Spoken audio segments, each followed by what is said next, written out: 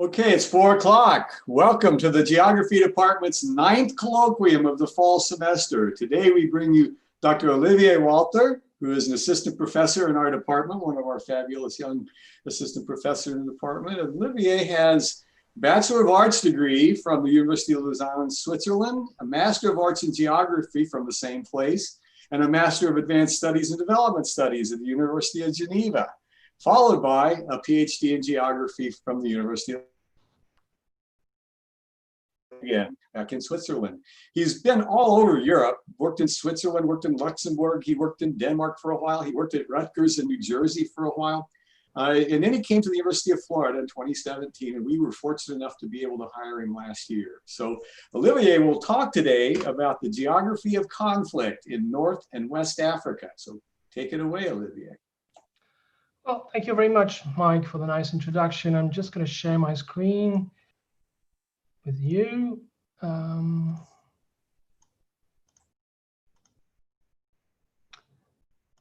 right. And thank you all for attending this lecture. It's a great pleasure to be able to give a first overview of our report on the geography of conflict in North and West Africa. This work was supported by the Organization for Economic Cooperation and Development, the OECD, which is a international organization based in Paris with a keen interest for West Africa and the Sahel region.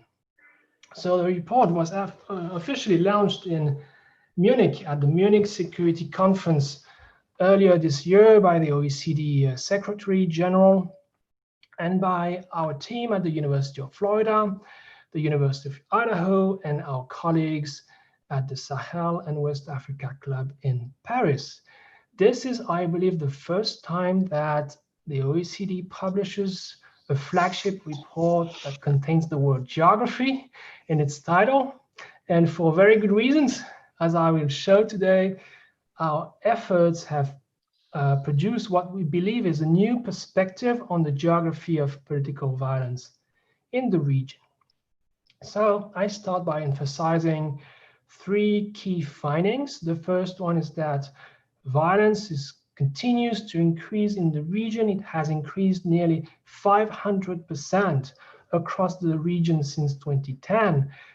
But violence is also very unevenly distributed. And this is why geography, I guess, is important.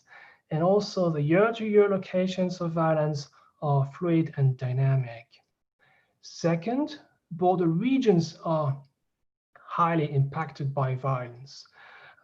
These regions are very central to the geography of political violence, both in terms of the number of events, but also the number of fatalities.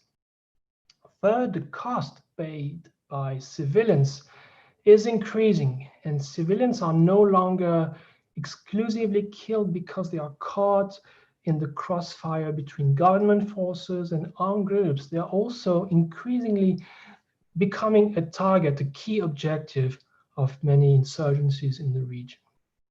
Finally, military interventions have not proved capable in creating the conditions where violence would not be used by some to advance their goals. And although some interventions have led to a temporary suppression of hostilities, this has not led to reduction of violence in the long term.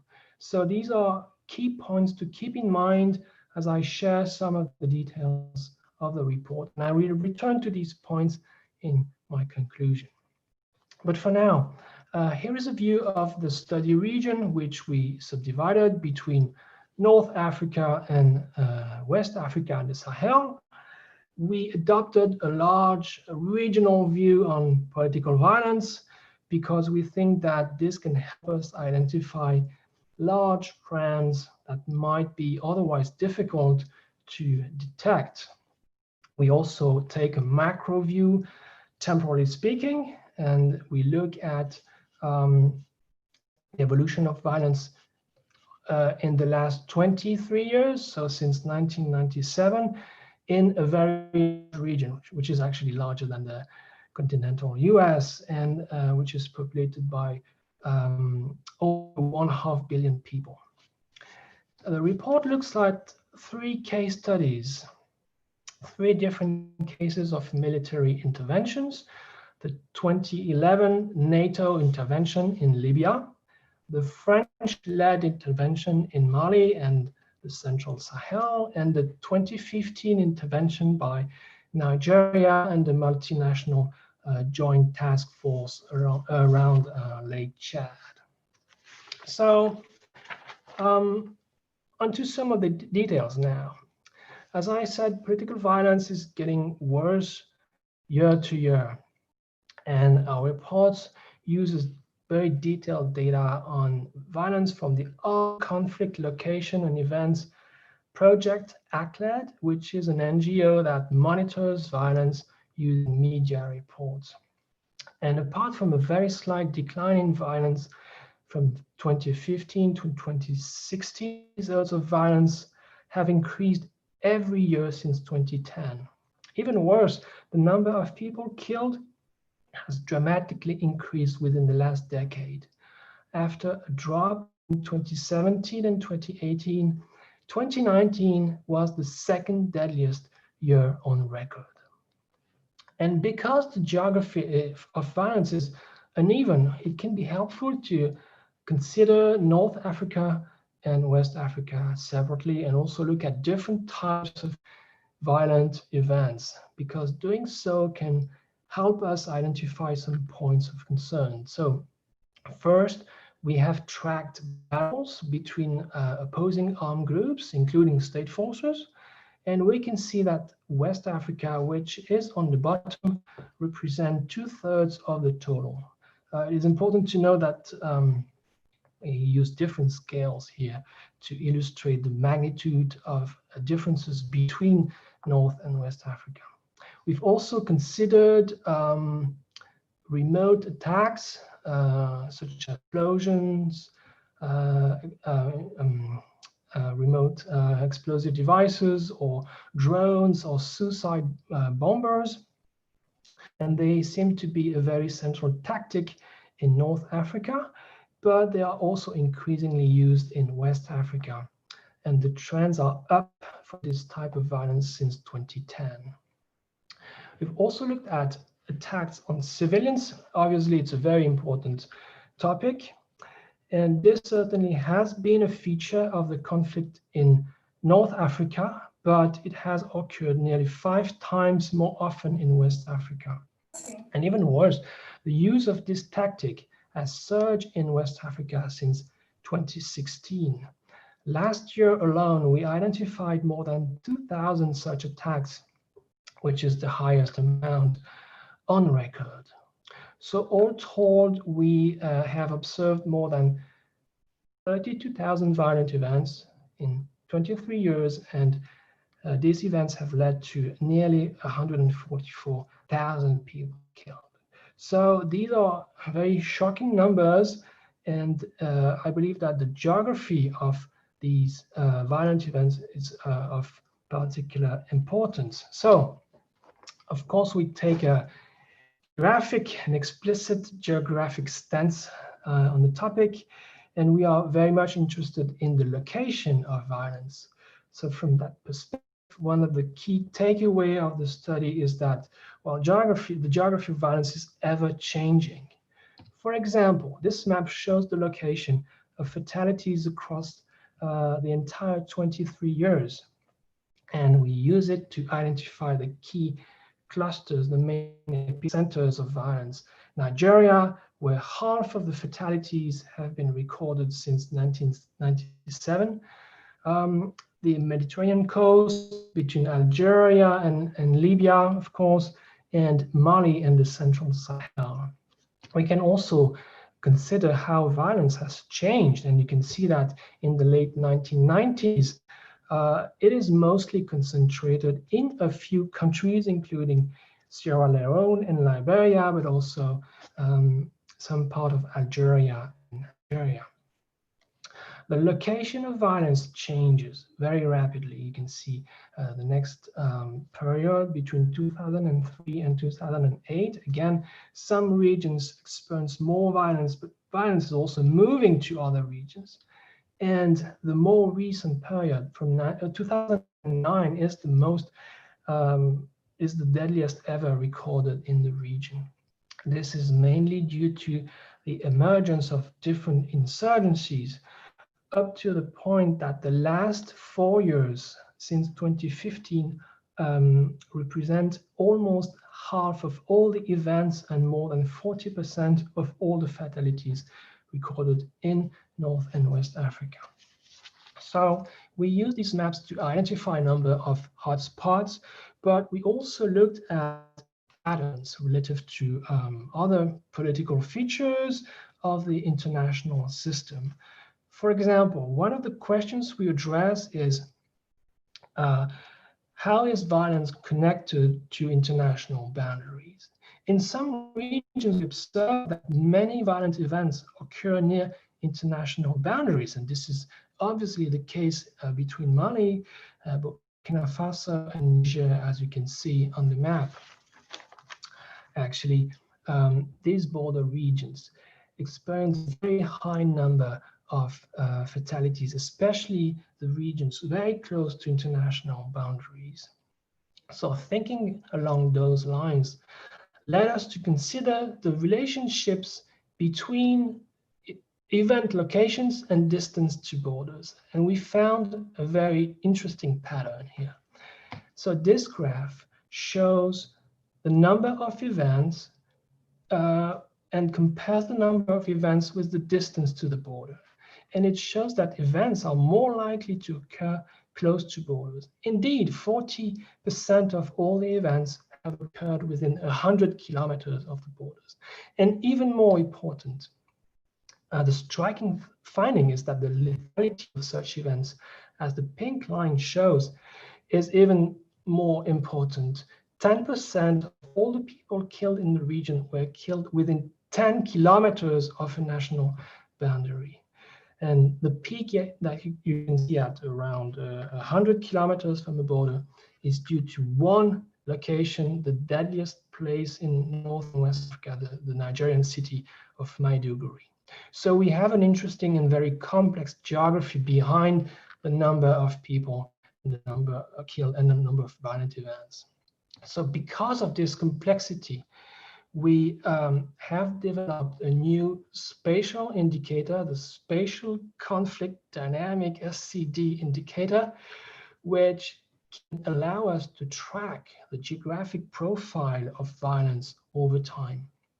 And our main motivation when we developed the indicator was to look at whether violence was more or less intense. Of course, this is a major matter of concern, but also whether violence tend to be more or less concentrated. And this is very much a spatial question. So the indicator is built around two important properties of the geography of violence. The first property is what we call conflict intensity. It's just the number of violent events per region. And of course, it can increase or decrease according to local circumstances. The more events per region, the more intensely violence is being expressed. Regions can be classified according to whether violence is low or high in terms of intensity. But conflict intensity is not a spatial measure, right? It's a measure of how much violence is present in the region, but we also want to measure the spatial dispersion of violent political events. So we consider another property which we call conflict concentration to measure the relative locations of violent events to each other within a given region. So again, regions can be classified as exhibiting clustering, events are near each other, or dispersion, where events are far from each other. And you can imagine that this is an important question to understand the diffusion of conflict and not just the location of events. To map the conflict concentration, we use the average nearest neighbor, ANN ratio, which compares the distribution of actual violent event with a random distribution of event. And if you get a ratio below 1, it means that it is clustered. And if you have a ratio above 1, it means that violent events are actually dispersed. So we combine intensity and concentration to come up with 4 types of conflict. Depending on whether conflicts are more or less intense, depending on whether events are more or less clustered, we can identify different conflict situations. And we can also assume that each type of conflict will take a particular direction. For example, if we have a high intensity of violence and events tends to be clustered, we may assume that these conflicts are intensifying. If you have a low intensity of events and it is still clustered, well, perhaps these conflicts are de-intensifying, declining. If you have a very high intensity of violence, but events are very dispersed, maybe the conflict is spreading to new areas. And finally, if you have a low intensity of violence and a dispersed distribution of points, maybe these conflicts are coming to an end. So we combine these 2 dimensions into a spatial conflict dynamic indicator, SCDI. The SCDI is applied to the region by subdividing the region into evenly spaced cells, which are shown here. So each single cell covers an area of 50 by 50 kilometers, and this results in more than 6,500 new spatial units for which we know exactly what's going on in terms of conflict activities. So we did that for the entire study duration, and this is just one of the dozens of maps that we produced in the report. Policymakers love maps, and it's a very efficient way to communicate. So we try to make as many maps as we can. This is the map for 2018, which shows that even more than half of the regions where you have a conflict have a high density of events and a clustered distribution of events, which is probably the most dangerous situation, right? Conflicts are intensifying in those regions. If we add in the low intensity categories, we begin to see evidence of possible spillover effects where high density and clustered regions are surrounded by a low density and clustered events. This is evidence of a diffusion of a conflict. So in other words, mapping the SCDI can point toward how conflict can spread and relocate to ultimately impact new people, but also new places over time. SCDI is I believe, is a great tool because it combines space and time. Obviously, it is not just a tool that can be used to track violence, but we can also understand how violence changes over time in a country, in a region, or in a particular city. And this is interesting if we want to understand how conflict begins, and more importantly, even how it may end. So what you see here is called an alluvial chart. It visualizes the changes in SCDI category from one year to another over the entire 23 years. For example, if a region in dark green is, well, if violence is very clustered and very intense, as shown in dark green, what usually happens to that same location in the following year? And you can see that most regions where violence is clustered and intense tend to remain unchanged. But of course, we always have a number of regions where violence changes into a different type, perhaps a clustered and low intensity region, and even a region where there is no conflict in gray, as indicated here. So if we represent flows between categories, we can also understand how conflict can end, but also how they can start. For example, here we can look at the evolution between the regions where there is no conflict in gray and try to look at what kind of region we have the next year. So the SCDI can help identify changes in violence over time.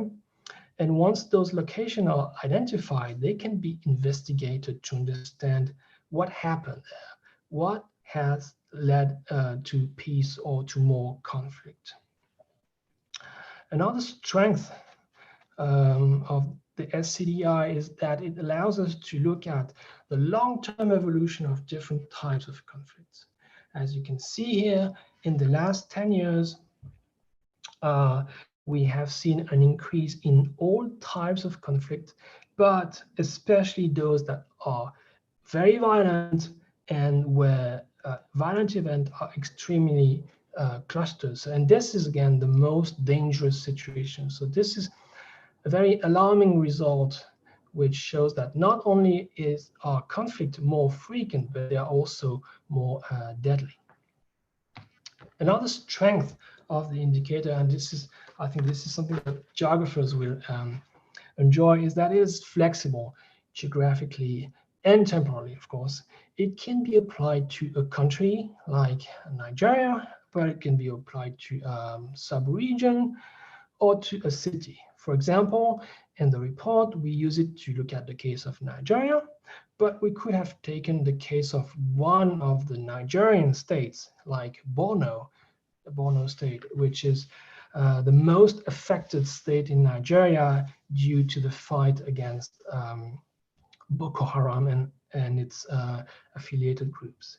So in 2018, the most common categories in this particular region of Borno State was clustered high intensity. In other words, most of the conflict took place in very localized locations, but they were also very intense. And we also have 40% of regions where obviously there is no conflict, but conflict can spread to those regions.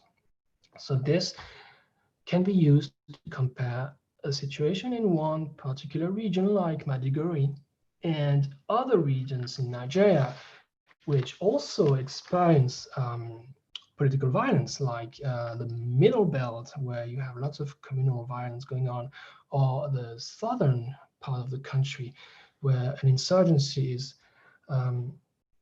developing between rebels, the government, and oil companies.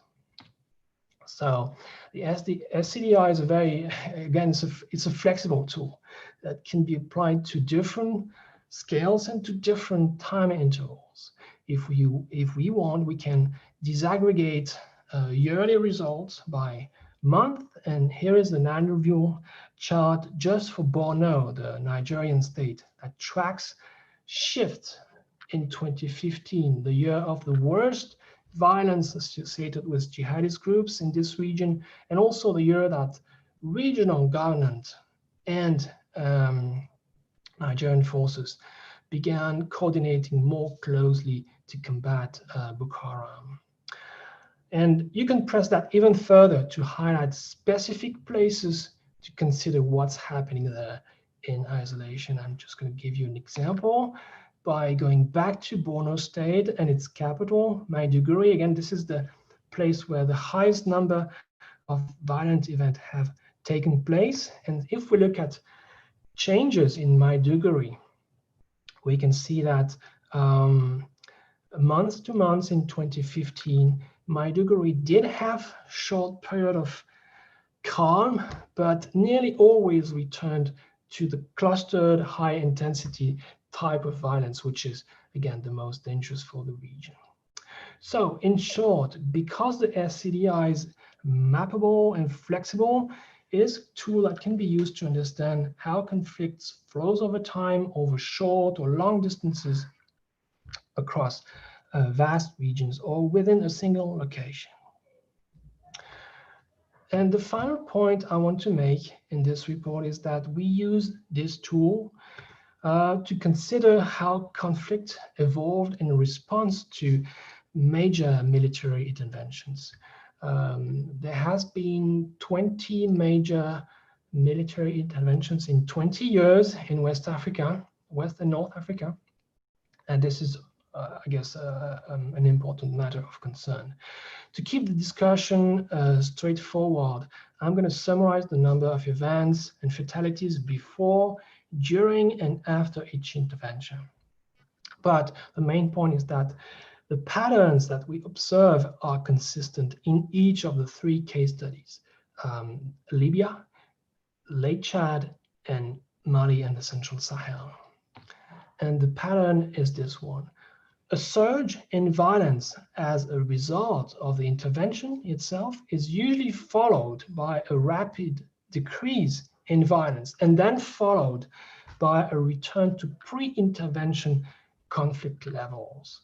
This is exactly what we saw in Libya when NATO intervened in 2011 with Operation Unified Protector. The number of events and fatalities increased a lot. This is the beginning, obviously, of the first Libyan civil war. Then the number of events and fatalities was very low in 2012 and 2013, and it rose again in 2014 with the beginning of the second Libyan civil war. And we have this pattern in all of the three countries, with minor differences due to the type of belligerence, of course. But if we look at Mali, for example, where the French intervened in 2013, we can also identify a peak in 2013 during Operation Serval. And this peak of fatalities and events was followed by a period of relative calm, and then followed by an increase in military and insurgent activities. The case of Nigeria is a bit similar.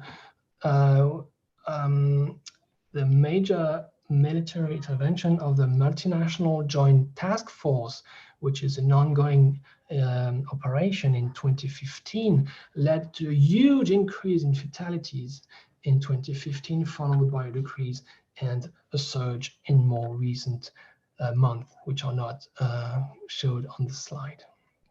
So I guess that as a conclusion, I suggest a few key implications of the report. And the first has to do with the innovation of the SCDI itself, as it is a potentially important tool for academics like us, but also policymakers who want to monitor the long-term evolution of the region. We know that the evolving geographies of violence are complex, and this new indicator, we believe, provides a means to address that complexity. There are very few indicators available that can combine space and time in that kind of flexible way, and we think this is a significant contribution of the report. Secondly, well, there's no doubt that violence is getting worse and that civilians are the main victims, and most notably in West Africa. This is because political violence remains associated with the control of civilian population, and also with the control of border areas, which can provide sanctuaries for jihadist movements. So the efforts that states have made to coordinate around these challenges must obviously continue. Answers must stay regional, even if tensions may appear very localized. And I think this is quite a paradox, and this is why geographers are well adapted to understand the complexity of the situation. We have different scales here. So specific efforts need to be pursued in those peripheral regions, border regions, in terms of the human impacts caused by political violence. I will finish with a last conclusion. It is quite obvious that military solutions alone are not enough. The SCDI has shown that intervention decrease the intensity of violence and keep violence from becoming dispersed, but this effect is usually temporary.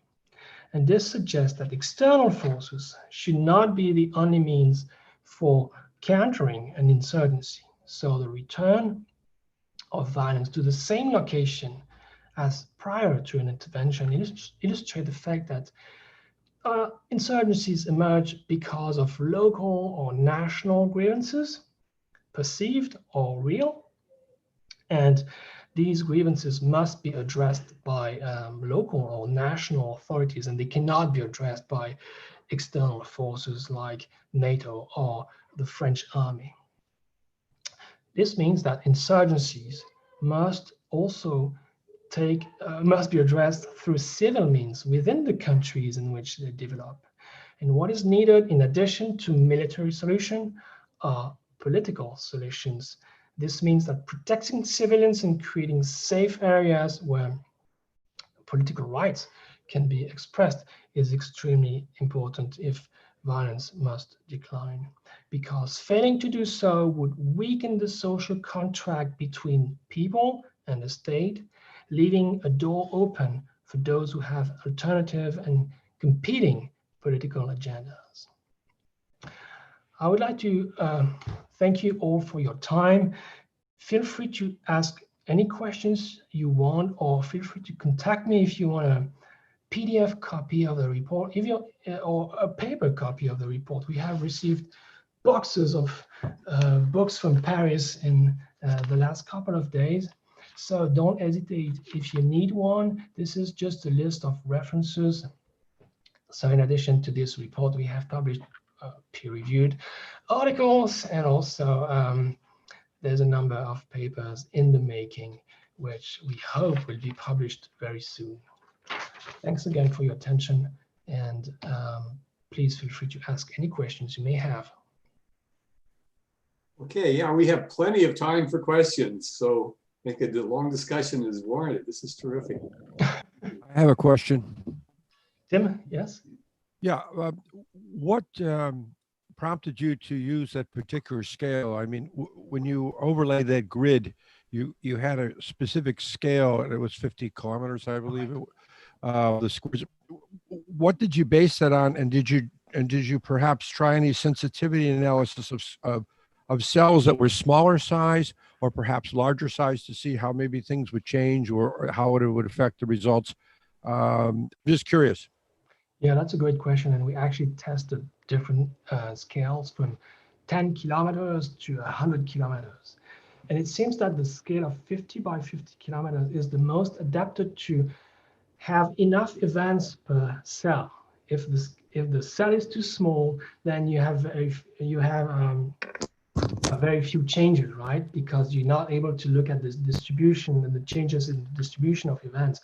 Okay. If the scale is too large, then you put things that don't go together. You see, you put events that are separated by long distance and they may not be related. So it looks like the 50 by 50 kilometer scale is perhaps the most adapted to the kind of insurgency we have in the region. The reason I asked this is because I was thinking about, let's say there were processes happening at two different scales, one perhaps related to the economy at like a larger macro scale, and then something related perhaps to more of a micro scale kind of potential for conflict, let's say over land reforms or an ethnic conflict or something of that nature. So you have these dual processes taking place in the landscape. And maybe one helps accelerate the other. For example, if an economy is doing very poorly, and then we have problems with scarcity or whatever, it may intensify some of the things that are going on at the local conflicts and local level. So I was just curious about that, because I'm always thinking things now. We started from geography looking at macro, and then we went to the localized micro scale. But it seems to me now that we're thinking about scales that are all in between as well, and what's happening on multiple scales. So any any indications that things at a macro scale might affect these localized types of conflicts that we see, that which might be intensifying or not intensifying? Absolutely. And of course, this indicator only captures one of the three major scales which should normally be captured. But we have local grievances that very often feed insurgencies. We have national grievances, and we also have global, as you said, or more international factors. For example, the fact that some insurgents are affiliated with global jihadist movements can be seen as a different scale from the very localized conflict that we see.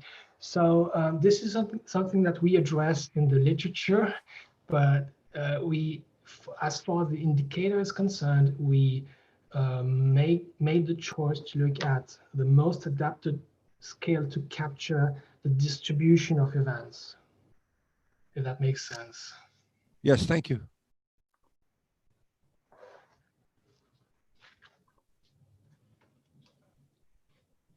Olivier, I have a question that's a little bit off the point, but not so.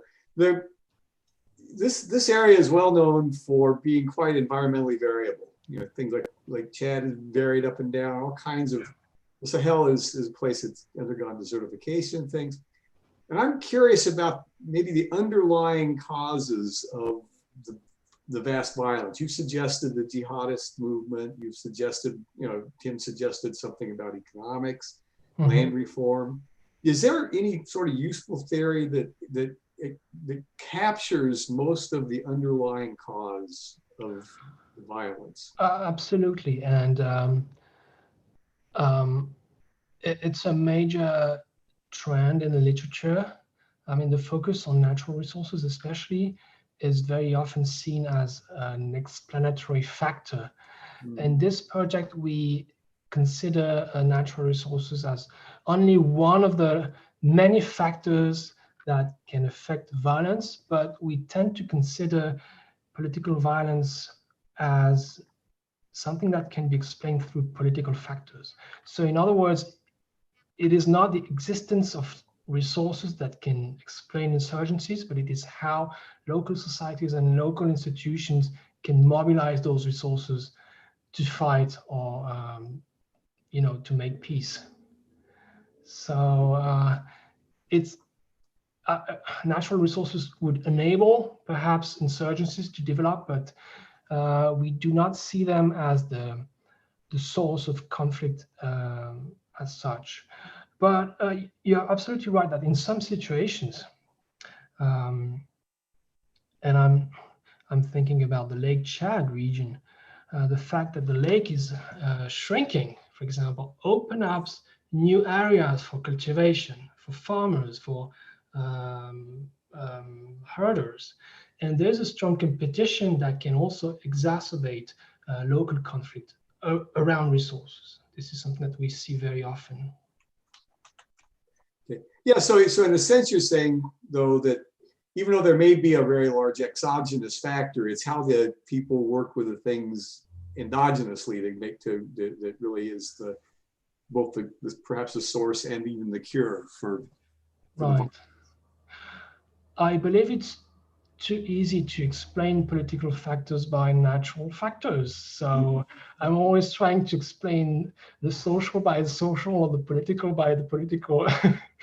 But it's one of the many ingredients that are used to fuel insurgencies. This is again something we could not address in a very simple indicator like this one, but it's something that actually is discussed in the more conceptual part of the report. Mm-hmm.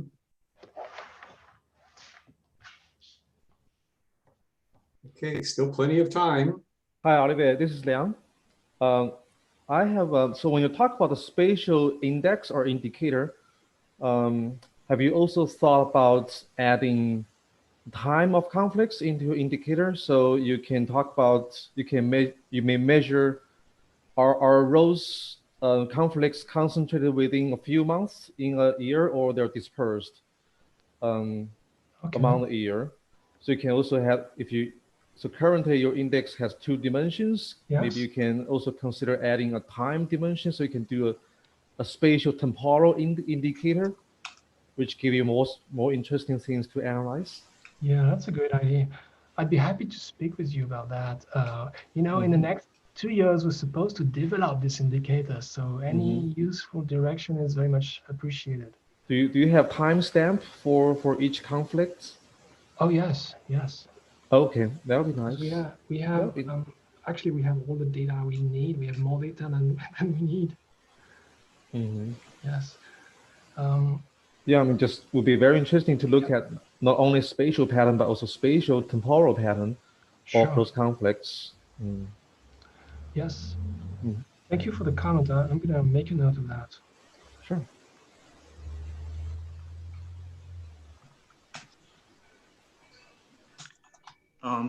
May I ask a question? Yes. Hey, Matthew. Hi. Yeah, good to see you. I was going to ask, I just noticed about the border map. Yes. I think you brought up a really good point about the importance of borders. I was just wondering, do you think there are other factors, and which factors contribute to, obviously, differentially, some of the border regions have more violence than other border regions. So, I mean, obviously the ones near Boko Haram probably have a lot, but I noticed there were some small sections of borders that didn't have as much violence. Do you think, I mean, is it too complicated to speculate? No, it's not. Yeah. Actually, my colleague Steve and I have a paper in the making about this particular topic, because we have realized that it's not enough to just calculate the relationship between distance to borders and events. Some segments of borders are very dangerous and some are completely peaceful. So now we want to disaggregate the data by border segments and see what can explain differences between border regions within the larger region. But yeah, this is absolutely one of the next steps we'll follow. We hope to publish this in the Journal of Borderland Studies.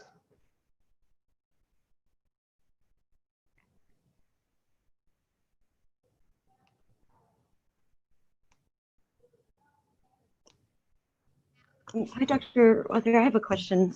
Yes. I unfortunately I came in late. I'm sorry about that. So I missed, I was very curious about what this new spatial indicator of political violence, what this is called. I've been kind of working with conflict data myself lately and getting into exploring all the data and tools. I should probably come talk to you at some point. Yes. What is that spatial indicator? Could you just tell me the name of it, or what it's? Oh yes, sure. Or is this that you created, or I don't know if this is a tool that is. It is a tool that combines conflict intensity with conflict concentration. So we look not just at how intense conflict can be, but what is the distribution of violent events in each region. I'd be happy to share a copy of the report or speak with you if you're also working on the same kind of issue. Great, I'll be in touch with you and Matthew also. All right. We have a more technical paper about the indicator, which I'm happy to share as well. It's not published yet. It's difficult to find the right journal for that. Thank you, that would be great.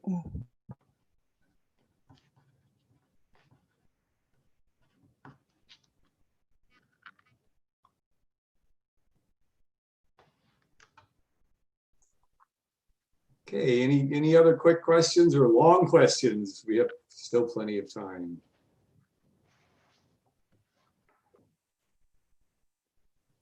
Well, Olivier, I think unless somebody chimes in the next minute or so, I thank you very, very much for that interesting thing. There's in ecology, there's an old method of taking a grid and determining whether plants or any other organisms are randomly distributed or clustered or dispersed. And that's to grid an area.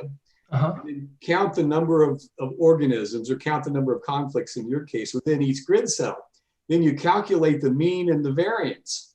And Right. if the mean equals the variance, they're randomly distributed. If the mean is greater than the variance, then they're clustered. And if the mean is less than the variance, then they're dispersed. It's a very simple indicator, I but guess. it's also very scale dependent. You know, you can take the whole of your region and as one grid, or you could take a little teeny tiny thing. So, but you figured out how to do the clusters within 50 kilometers. And I wonder if that maybe isn't some kind of function of how far somebody's willing to drive to go attack somebody else. Mm-hmm.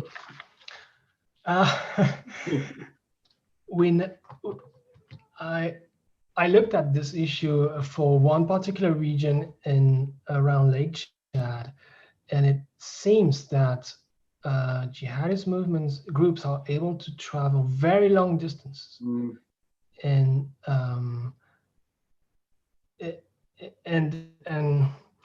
especially across international boundaries. Yeah. So I would assume that they have a very high level of mobility, much higher than the one of the government forces, for example. So maybe the distance is more a function of the targets rather than the attackers. Right. Yeah. I just find it interesting. Okay. Well, thank you very much for chairing the session and the lecture, Mike. Okay. Yeah.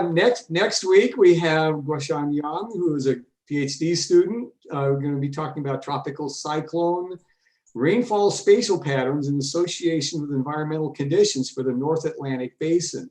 Now, that colloquium will be back at the usual 3 o'clock time. This is the only one because Olivier teaches up until 4 o'clock. This is the only one we'll have at 4 o'clock. The rest of them from here on out will be at 3 o'clock. So, with that said, thank you again, Olivier. And thank you, Mike. Thank you, everyone. And we will see